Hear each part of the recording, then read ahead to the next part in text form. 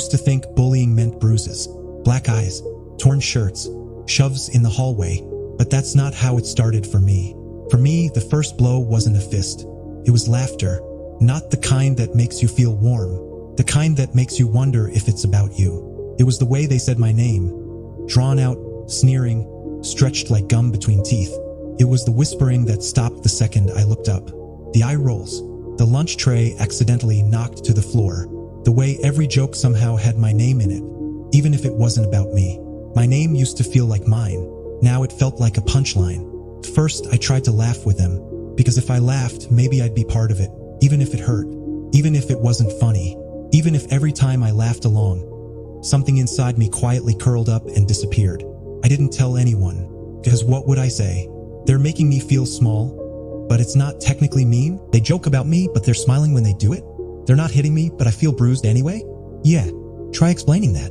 So I told myself I was just being sensitive, overreacting, and that I just needed to grow a thicker skin. But here's what I wish someone had told me back then. You don't need bruises to be hurting. And emotional punches? They hit just as hard. It's wild how you can feel completely alone in a room full of people. Like physically you're there. Your body is in the chair. Your hand is taking notes. You're laughing at the joke the teacher made. But inside, it's like you're behind a glass wall. I remember one day in class, the teacher asked us to get into groups. You'd think I'd be used to that routine by now. But every time, my stomach still dropped. And like clockwork, desks scraped across the floor. Voices rose. Friends reached for friends. And I just sat there, pretending to be really interested in my pencil case, as if rummaging through a pack of pens was more important than human connection. No one looked my way. No one ever did. I ended up joining a group at the last second, the one that had no choice but to let me in. And even then, I didn't say much. I told myself better to stay quiet than say something stupid, because I'd done that before. I'd said something and watched everyone exchange that look. That subtle, what is wrong with this kid? Look. So yeah, silence felt safer. Lonelier, but safer. It's weird how you start to believe the silence is your fault. Like maybe if you were funnier, cooler, less awkward, maybe they'd want you around. But here's what I've learned since then. Their silence wasn't proof you were unworthy, it was proof they weren't your people. You're not too much. You're not too weird. You're not invisible. You just haven't been seen by the right eyes yet. If someone looked at me back then just from the outside, they probably thought I was fine. I smiled. I laughed at the right times. I answered questions in class. I even helped others with homework.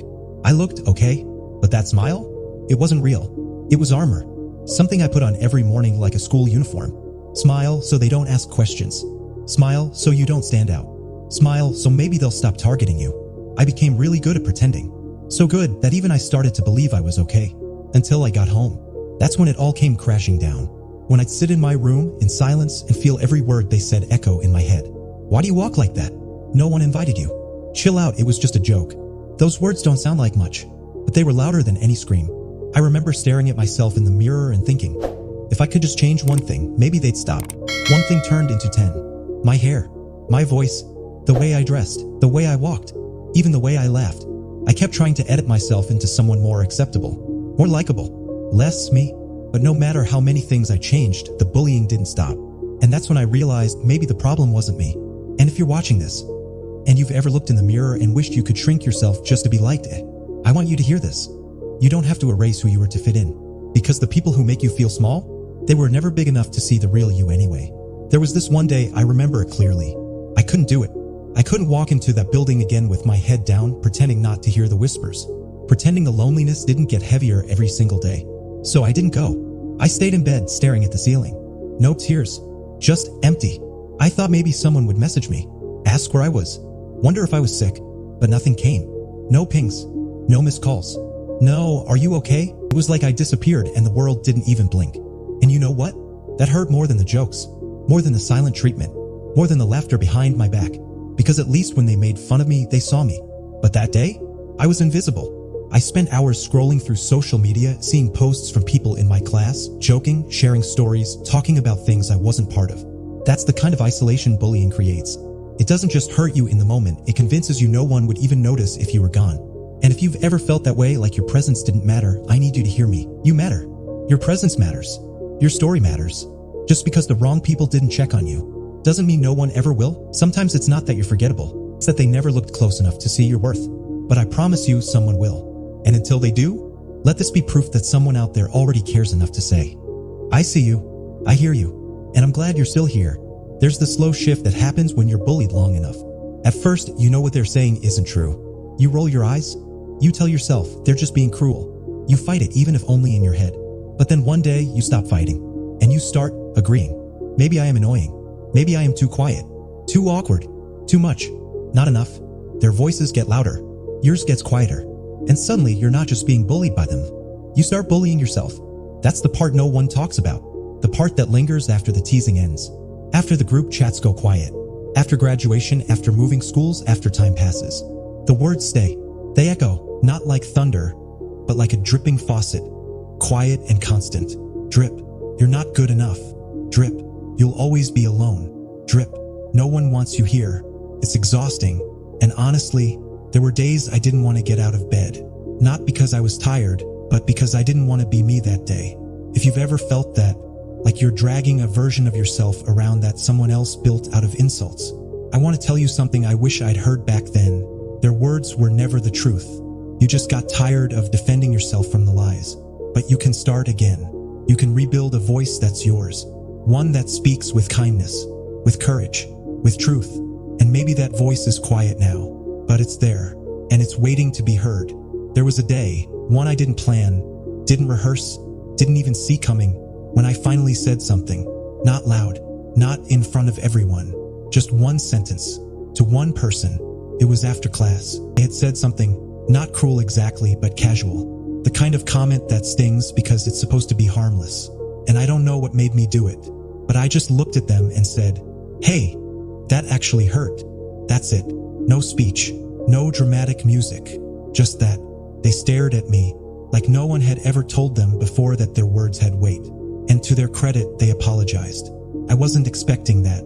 I wasn't expecting anything, really, but that moment changed something in me, because for the first time I heard my own voice louder than theirs. And it didn't sound weak. It sounded real. After that, it didn't all magically get better, but I started saying a little more.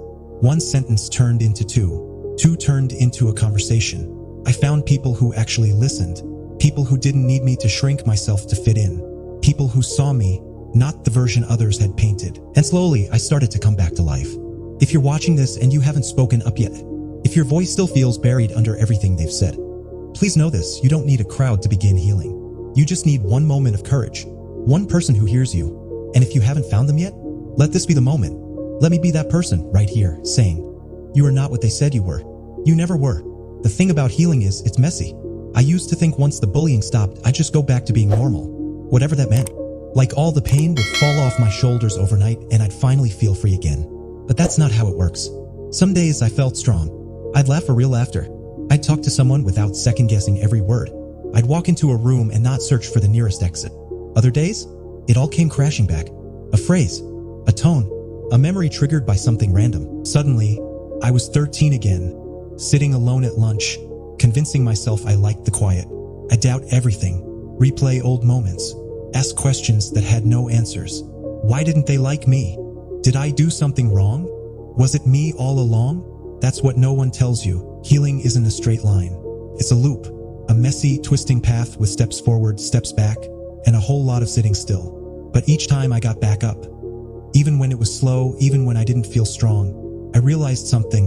You don't have to be completely healed to keep living. You just have to keep choosing yourself, even on the hard days. And maybe today is a hard day for you. Maybe watching this is your way of saying, "I'm still hurting, but I'm still here." If it is, then I'm proud of you. Because choosing to show up, even with shaky hands and a tired heart, is the bravest thing you'll ever do. Sometimes I still hear the voices, not theirs, mine. The version of me they built brick by cruel brick. That voice still whispers sometimes, "You're too much. You're not enough. They were right about you." But now, I know it's not the truth. It's just a ghost. Because here's what I finally understand. I am not who they said I was. And neither are you. You are not the nickname they gave you. You are not the punchline. You are not the silence in the lunchroom or the empty inbox or the skipped invitation. You are not the moment they laughed when you walked in. You are more. More than what they saw. More than what they said. More than what you started to believe. If no one's ever told you this, let me be the first. You didn't deserve what happened to you. You were never the problem. You were allowed to take up space. You were allowed to feel joy. You were allowed to heal. And you are not alone. Not anymore. Because if you've made it this far, watching, listening, maybe even crying a little, then this video wasn't just a story.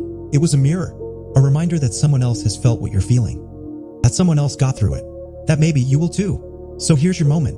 If you've ever been bullied, if you've ever carried invisible bruises, if you've ever wondered if anyone truly sees you, leave a comment, even just a dot, because that dot might be the start of a connection, a community, a moment of me too. And if this video felt like something you needed, like something you wish younger you could have heard, share it, not for the views, but because someone else is sitting alone at their version of a lunch table right now, wondering if they matter. Let them know they do. Thanks for watching. And hey, I see you.